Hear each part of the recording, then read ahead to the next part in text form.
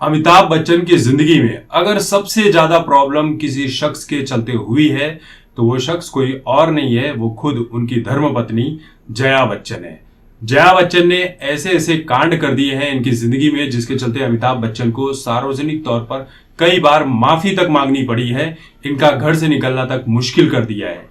राज्यसभा में आज भले ही श्राप वाले बयान को लेकर जो बीजेपी को जया बच्चन ने दिए थे उसे लेकर शिवसेना भले ही उनका समर्थन कर रही है कि जया बच्चन के अंदर का ये गुबार था, ये भावुक होकर उन्होंने इस तरह का बयान दिया है। लेकिन एक वक्त ऐसा भी था जो ये शिवसेना जया बच्चन और बच्चन परिवार के खिलाफ भी रह चुकी। शिवसेना और मनसे के चलते एक वक्त में बच्चन परिवार का जीना मुश्किल हो गया था। ये साल 2008 की बात है जब मुंबई में मराठी भाषा और हिंदी भाषा को लेकर एक जन आंदोलन छिड़ गया था। उत्तर प्रदेश के लोगों को सड़कों पर पीटा जा रहा था, मारा जा रहा था। जो धंधा लगाया करते थे रेडियो पर, उनके रेडियो को तोड़ दिया जाता था, उनके साथ तरह तरह की घटनाएं की जाती। और ये सब राजनीति के चलते हुआ था। एक तरफ से कुछ बयान आता है, दूसरी तरफ से उस बयान का रिएक्शन देखने को मिलता और इन सब चीजों में पिसती सिर्फ और सिर्फ आम जनता है। तो जया बच्चन जो है वो अभिषेक बच्चन की फिल्म द्रोणा के प्रमोशन पर पहुंची हुई थी, जहां उन्होंने एक बयान दिया। बयान ये दिया था कि हम यूपी के लोग हैं, हमें हिंदी भाषा में ही बोलना चाहिए। जब ये बात राज ठाकरे तक पहुंची तब ये बात बवाल का रूप धारण कर चुकी थी।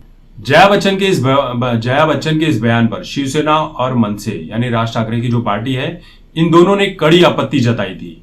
राज ठाकरे ने यहां तक ये भी कह दिया कि अमिताभ बच्चन, जया बच्चन, ऐश्वर्या राय बच्चन, अभिषेक बच्चन, इनकी कोई भी फिल्म लगेगी तो हम फिल्म को सिनेमाघरों में चलने नहीं देंगे। बात यहीं तक नहीं रुकी थी।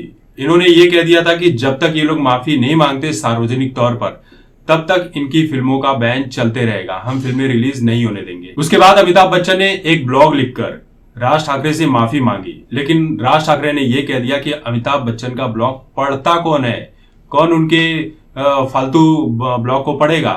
इसके बाद अमिताभ बच्चन ने एक प्रेस कॉन्फ्रेंस की और सार्वजनिक तौर पर जया बच्चन के बयान के लिए माफी मांगी, जिस पर राज ठाकरे ने यह कहा कि माफी मांगने का काम तो जया बच्चन का था, लेकिन आप परिवार के मुखिया हो तो इसलिए आपके माफी को स्वीकार किया जाता है। देखिए, बयान ये जो था ये इसलिए भी ज्यादा बढ़ गया क्योंकि जया बच्चन के बयान के बाद राज ठाकरे ने यह कहा था कि जया बच्चन को इतना ही प्यार है हिंदी भाषा से तो वो उत्तर प्रदेश चली जाए, वहीं जाकर रहे। उन्हें जानना चाहिए कि तमिलनाडु और वेस्ट बंगाल में हिंदी भाषा बोलने का क्या अपराध होता है और क्या सजा दी जाती है। महाराष्ट्र में आप फिर भी सेफ हो। यहां तक राज ठाकरे ने यह भी कह दिया कि गुड्डी अब बुढ़ी हो गई है, उसकी अकल ठिकाने पर नहीं है। मीडिया वालों ने जब इसी तरह से जब जया बच्चन से सवाल पूछा तो जया बच्चन ने कह दिया कि ये राज ठाकरे कौन है। मैं नहीं जानती किसी राज ठाकरे को, मैं सिर्फ बाला साहब ठाकरे को जानती हूं और उद्धव ठाकरे को जानती हूं। इसी बयान के बाद राज ठाकरे का गुस्सा फूट पड़ा और जया बच्चन का घर से निकलना तक मुश्किल हो गया था। जगह जगह पर बच्चन परिवार के फिल्मों के जितने भी पोस्टर होर्डिंग लगे थे उन्हें फाड़ दिया गया, उनके चेहरों पर कालिक पोती गई, तरह तरह की बातें की गई और इस तरह का माहौल बना दिया गया कि मुंबई में बच्चन परिवार का जीना मुश्किल हो गया था। बाद में जब अमिताभ बच्चन ने माफी मांगी तब जाकर कोई बात बनी। और हालांकि 5 साल के बाद राज ठाकरे और अमिताभ बच्चन एक सांस्कृतिक कार्यक्रम के दौरान स्टेज पर मिले, हंसते हुए मिले, दोनों में अच्छी खासी बातें भी हुई थी।